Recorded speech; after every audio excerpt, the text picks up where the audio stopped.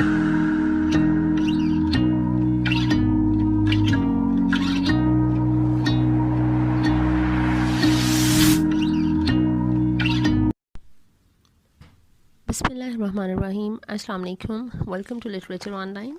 आज के हमारा टॉपिक है एक short story, the man of the crowd. Edgar Allan Poe इसके ऑथर का नाम है, जो शॉर्ट स्टोरी राइटर हैं। ये एक मिस्टीरियस और डिटेक्टिव स्टोरी है।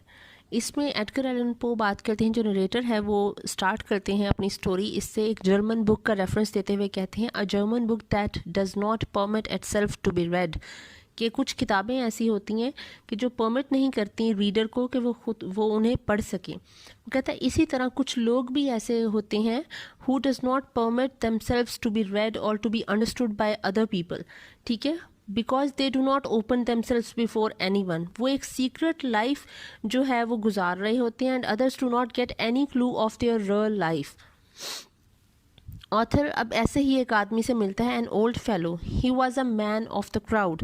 ऑथर उसे फॉलो करता है 24 आवर्स के लिए through the streets to know something unusual about him, but find nothing unusual, because वो जो ओल्ड मैन होता है he knew the art of hiding his own self from the people, ठीक है, इसलिए वो उसके बारे में जान नहीं सकता। जो मैन ऑफ द क्राउड होता है उसके बारे में ऑथर जान नहीं सकता, जबकि उसे 24 घंटे वो फॉलो भी करता है। It is an evening of autumn, author has recovered from serious disease and an happy mood because of improvement of his strength. तो वो कुछ हैप्पी मूड में, क्योंकि ये खुद अपनी एक बीमारी से जो है वो भी रिकवर हुआ है और ये अच्छे मूड में बैठा हुआ है, ज़रा चीज़ों को ऑब्जर्व कर रहा है।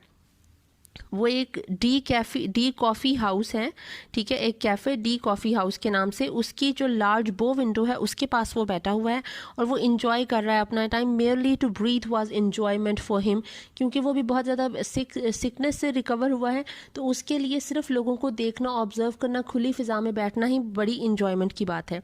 The coffee house was situated on the main thoroughfares of the city and crowded during the whole day. Narrators जल्दी ही ऑब्जर्व करना शुरू कर देता है लोगों को, जो लोग आपस में इर्द गिर्द से जा रहे होते हैं, ठीक है। Crowd contains different sorts of persons in it. Some faces showed contentment and satisfaction, मतलब कुछ के चेहरे पे इत्मीनान है, discontentment and dissatisfaction कुछ के चेहरों पे बेसुकूनी है। Senior and junior clerks हैं उनमें। Each group was well recognized through their dresses, face cuts and expressions. हर किस्म के लोगों को वो किस चीज़ से पहचान रहा है? 3 चीज़ों से, उनके ड्रेसेस से, फेस कट से और एक्सप्रेशन से। मतलब आप कह रहे हैं कि वो डिस्क्रिमिनेट कर सकता है, ये डिफ्रेंशिएट कर दे सकता है between different groups of people through their dresses, face cuts and expressions. इसमें जो लोग गुजर रहे हैं, जिस तरह वो कुछ लोग बूढ़े हैं वैसे हैं, उसमें कुछ पिक पॉकेट्स हैं, कुछ गैम्बलर्स हैं, वो अपने किस तरह से पहचाने जा रहे हैं? Pickpockets and gamblers were recognisable through their dresses. अब वहाँ पे उसमें कुछ डैंडीज हैं, कुछ सोल्जर्स हैं, कुछ मैन ऑफ द वेट्स हैं, मतलब अक्लमंद लोग हैं, कुछ जू पैडलर्स हैं, कुछ स्ट्रीट बैगर्स हैं, कुछ फीबल्स हैं, कुछ गेस्टिंग इनवेलिड्स हैं। कुछ गेस्टिंग इनवेलिड्स के बारे में कहते हैं upon whom death had placed a sure hand, मतलब वो मरने वाले, उनकी हालत इतनी नाजुक है।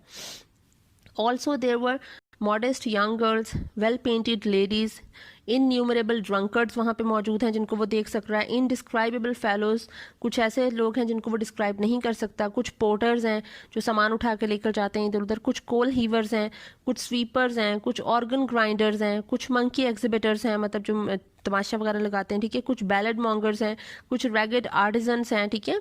कुछ एग्जॉस्टेड लेबरर्स हैं, मतलब हर तबका मौजूद है, हर क्लास मौजूद है वहाँ पे, जिनको वो गुजरते वहाँ पे डी कॉफ़ी हाउस के बाहर से देख रहा है।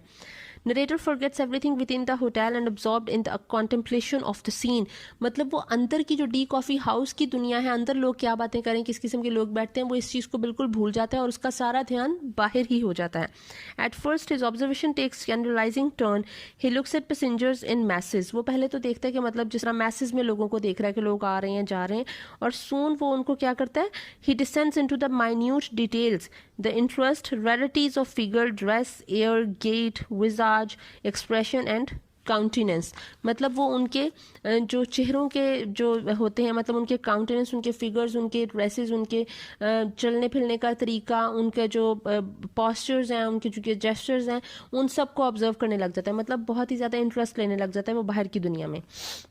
The narrator recognizes some people as clerks by noting that a man's ear sticks out a small amount indicating he must be a clerk who stores his pen behind his ear.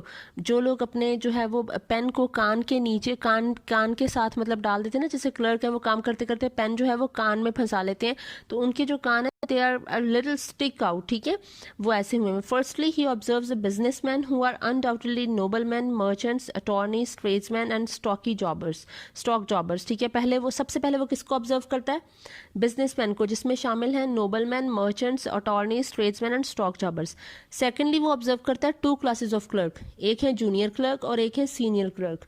इसमें वो differentiate कैसे करता है दोनों को? जो junior clerk हैं they are young gentleman with tight coats and bright boots, ठीक है, वेल ऑयल्ड हेयर और सुपरसिलियस लिप्स, ठीक है, इस तरह से उनके. जो सीनियर क्लर्क्स हैं वो कैसे हैं? Known by quotes and Pantaloons of black और brown, made to sit comfortably with white cravats and waistcoat, broad soiled looking shoes उन्होंने पहने हुए, thick hose और gaiters and bald headed हैं. जो सीनियर क्लर्क हैं वो बॉल्ड हेडेड है, उन्होंने वाइट या ब्राउन कलर के कोट और पैंटालून्स पहने हुए हैं, ठीक है, और जो कि वो कंफर्टेबल ड्रेस है, ठीक है, और वेस्ट कोट पहनी हुई होती हैं, वाइट क्रेवेट्स होती हैं, जिस तरह वो टाई टाइप सी चीज़ होती है वो पहनी होती है, ब्रॉड सॉइल्ड लुकिंग शूज़ पहने हुए उन्होंने, ठीक है. As night prevails crowd increases, lamps are well lit, to dense continuous tides of population are rushing past the doors. Narrator becomes more interested in observing of individual faces. Soon his eyes fixed at, अब वो एक चेहरे पे जब उसकी आंखें fix हो जाती हैं, जम जाती हैं, वो है a countenance, a decrepit old man, some 65 और 70 years of age. एक तकरीबन 65-70 साल का उसे एक आदमी नजर आता है, उसके चेहरे पे इसकी आंखें जम जाती हैं. It was a strange face which at once arrested narrator's whole attention on account of the absolute idiosyncrasy of its expression, ठीक है. उसके expressions कुछ इस किस्म के होते हैं, expressionless सा face होता है जिसको वो पढ़ नहीं सकता और उस पर उसकी आंखें फिक्स हो जाती हैं कि इसके बारे में मैं जानना चाहता हूँ, इसके चेहरे से मुझे कुछ नहीं पता चल रहा कि ये किस क्लास से बिलोंग करता है, ये क्या सोच रहा है और क्या नहीं सोच रहा है, ठीक है. Old man's face resembled a horrible fiend. Narrator noticed different traits at his face. Vast mental power, उसके चेहरे पे जो से नजर आ रही है वो है vast mental power, caution, avarice, coolness, malice, bloodthirstness, excessive terror, intense despair. ये चीज़ें उसे ये करेक्टरिस्टिक नज़र आ रही हैं उसके चेहरे पे कि ये सब कुछ है, ये क्या चीज़ है, बड़ा ही कुछ सीक्रेट सी चीज़ लग रही है. Narrator was fascinated and startled at the same time कि मुझे इसके बारे में ज़रूर जानना है, इसके बारे में मैं क्यों नहीं जान पा रहा हूँ. Old man was short in stretcher, मतलब उसका कद छोटा है, वेरी थिन, इतना हेल्दी नहीं है, ठीक है, वीक है, एंड अपेरेंटली वेरी फीबल, मतलब वो कमज़ोर है. His clothes looked ragged and filthy, उसके कपड़े भी उसने गंदे पहने हुए हैं.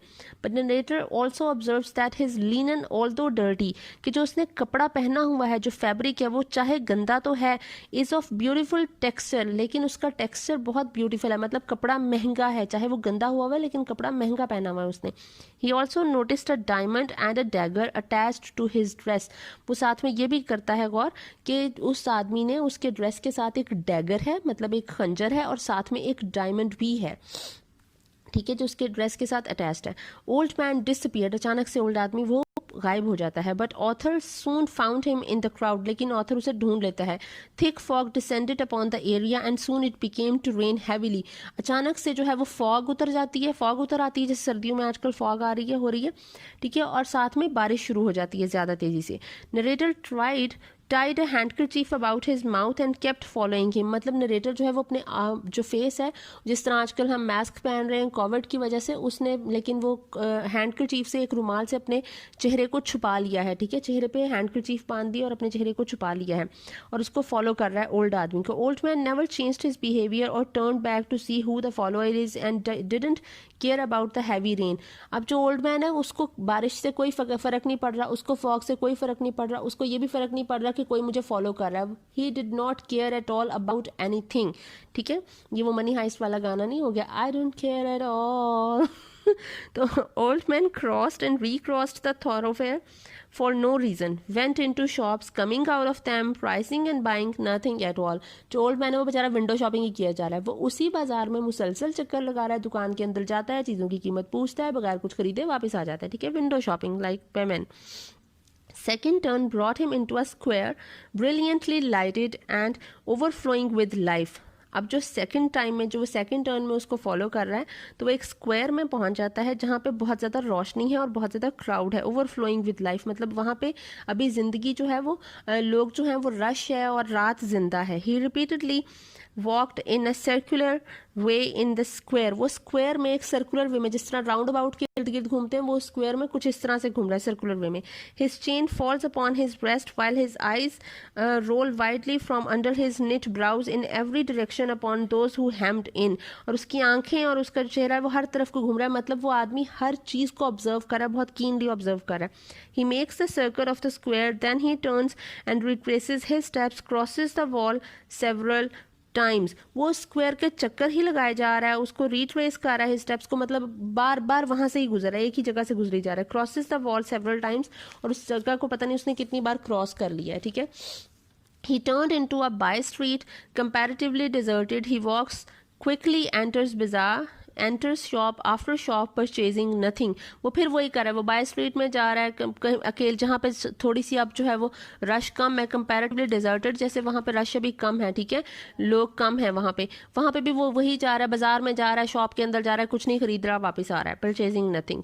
Clock strikes 11. लेकिन जब 11 बजते हैं, people started closing their shop. अब शॉप्स बंद होने लग गई हैं. Old man quickly move towards the street of the coffee house. वहाँ पे ओल्ड मैन जो है वो वापस दोबारा डी कॉफ़ी हाउस, जहाँ से इस आदमी ने, नरेटर ने उसका पीछा करना शुरू किया था, ओल्ड मैन अब उस स्ट्रीट की तरफ आ जाता है. Rain falls heavily. बारिश तेज़ी से हो रही है. No one to be seen in surroundings. और लोग बारिश की वजह से छुप गए हैं और इर्द गिर्द अब रश कम हो गया है. ही turned in the direction of river. वो जो ओल्ड मैन है वो अब रिवर की तरफ को जाना शुरू हो गया है. Come by a principal theatre. वो प्रिंसिपल थिएटर के सामने से गुजरता है या उसके पास पहुंच जाता है. Theatres were closing down, people were coming out. अब थिएटर्स का क्योंकि 11 बज गए हैं, वहाँ पे वो प्रिंसिपल थिएटर नाम है. ठीक है, वहाँ पे आया है. वहाँ पे जब आते हैं तो क्योंकि थिएटर का टाइम खत्म हो गया है, तो लोग अब बाहर आ रहे हैं थिएटर से. ठीक है. Old man mixed up with them. Old man उनके साथ शामिल हो जाता है. And went to the direction where crowd went. और जहाँ को लोग जा रहे हैं उसी क्राउड में शामिल होकर उन्हीं की डायरेक्शन में जाना शुरू हो जाता है. His head false upon his breast. और जैसे उसने गर्दन बिल्कुल झुका ली है, कि एक आदमी ने जब चलना होता है तो वो सर उठा के चलता है, लेकिन ओल्ड मैन क्या कर रहा है, वो बिल्कुल ही गर्दन को झुका के चल रहा है. Old man his head false upon his breast. इस तरह उसने सर नीचे किया हुआ है. As the crowd scatters, he felt uneasy, changed the route and soon came to the stubborn area on the verge of the city. जैसे ही crowd scatter होता है, जिस तरह लोगों का झुंड जो क्या कहते हैं, जो भी कहते हैं हजूम जो है, हाँ हजूम कहते हैं, वो जो क्राउड है वो कम होता है, लोग बिखर जाते हैं, स्कैटर हो जाते हैं, तो ओल्ड मैन अनईजी होता है, अनकंफर्टेबल फील करता है और वो भी अपना रास्ता बदल लेता है. मतलब वो मैन ऑफ द क्राउड इसलिए है कि जहाँ पे लोग चल रहे हैं वो सर झुका के उनकी तरफ को चलना शुरू हो गया है. This man has no direction to go ना, he is following someone, he is always following someone. ठीक है, वरना वो गोल चक्कर लगा रहा है. जब वो अकेला है तो वो एक गोल चक्कर में चली जा रहा है. ठीक है, उसकी अपनी कोई सोच नहीं है, कोई फैसला नहीं कर पा रहा है. जहाँ को लोग चले तो वो लोगों के साथ चलती है. ये आपकी लैक ऑफ डिसीजन है, लैक ऑफ थिंकिंग है. ठीक है, तो वो क्या करता है, वो उसकी तरफ को चल जाता है. और एक route and soon came to the suburban area on the verge of the city. अब वो सिटी के जो एंड पे होता है, जिस तरह एंड ऑफ द सिटी में वहाँ पे पहुँच गया. It is the noisome part of the city. यहाँ पे ज़रा शोर है. Poverty prevails everywhere. यहाँ पे बहुत ज़्यादा गुर्बत है. जिस तरह जो है वो हट्स वगैरह बनाई हुई होती हैं. ठीक है, जिस तरह वो गरीब लोग रह रहे होते हैं, वहाँ पे वो झोपड़पट्टी सी बनी हुई होती है एक. ठीक है, इलाका उन्होंने एक प्लॉट में लगाए हुए अपने होते हैं, झोपड़ियाँ सी बनाई हुई होती हैं. बिल्कुल अब ये वहाँ पे पहुँच गए उस एरिया में. वहाँ पे शोर है, वहाँ पे पॉवर्टी प्रिवेल्स एवरीवेयर है. It was a word of poverty and crime and unhealthy word. अब ये वो जिस दुनिया में, जिस इलाके में है, it is a word of poverty and crime. सारे जुर्म भी यहीं से, जुर्म की पनाहगाह भी यही है. ठीक है, it is a safe house for the crime. ठीक है, criminals, for the criminals. And it is the place of poverty. ठीक है, एक अनहेल्दी वर्ड है. Whole atmosphere teemed with desolation. जो सारी एटमॉस्फेयर है उसमें बहुत ज़्यादा डेसोलेशन है. ठीक है, होपलेसनेस है. ठीक है, he once again takes a turn. अब वो दोबारा अपना रास्ता बदल लेता है. Old man came to the square full of blazing light. वो स्क्वायर में वापस आ जाता है जहाँ पे बहुत ज़्यादा लाइट थी, जहाँ पे जो अभी तक रोशनियाँ थी. ठीक है, spirit of old man once again flickers up as a lamp which is near to end. अब वो यहाँ पे आके अचानक से उसकी जो तबीयत है, flickers up as a lamp, जैसे एक दिया जो है वो बुझने लगता है ना, तो वो टिमटमाता है, तो इसकी भी तबीयत में उसी तरह की टिमटमाहट और वो फ्लिकर फील होता है, और ये दोबारा से अपना रास्ता बदलने की कोशिश करता है, which is near to end. जैसे ये दिया एक बुझने वाला होता है तो उसकी आँच थोड़ी कम हो जाती है, इस तरह इस ओल्ड मैन की एनर्जी लेवल्स भी अब कम हो रहे हैं, ठीक है। Then he came to a bar. अब वो एक बार में आता है. It was almost daybreak. Old man forces a passage within. Bar was going to be closed. अब ये बिल्कुल बार जो है वो बंद होने लगा है. The rush to the doors gives token that the host is going to close them for the night. अब वो जो रश जो है वो अब डोर पे बताया जा रहा है कि अब ये जो बार है ये बंद हो रहा है. Is going to close them for the night. अब ये बंद हो जाएगा तो तुम लोग अपने अपने घर को जाओ. सन राइजेस, सुबह का टाइम हो गया. And old man once again retraces his steps to the heart of mighty London and reached the coffee house. ओल्ड मैन दोबारा से उसी रास्ते पे दोबारा चलना शुरू हो जाता है और वहाँ पे वो डी कॉफ़ी हाउस जो हार्ट ऑफ लंदन है वो डी कॉफ़ी हाउस है, वो दोबारा से वहीं पे पहुँच जाता है, ठीक है. He moved about as usual throughout the day without getting tired. वो दोबारा से बगैर किसी थकावट के, बगैर किसी चीज़ के सारा दिन चक्कर लगाई जा रहा है. With the shades of second evening old man is once again ready to resume his solemn walk. और जब वो दूसरे दिन की शाम होती है तो ओल्ड मैन दोबारा से अपनी अकेला जो एक वॉक करने, मतलब अकेले जो उसने आइसोलेशन में कुछ वक्त गुजारना है और वो गोल गोल चक्कर लगाने, वो उसके लिए दोबारा से तैयार हो रहा है.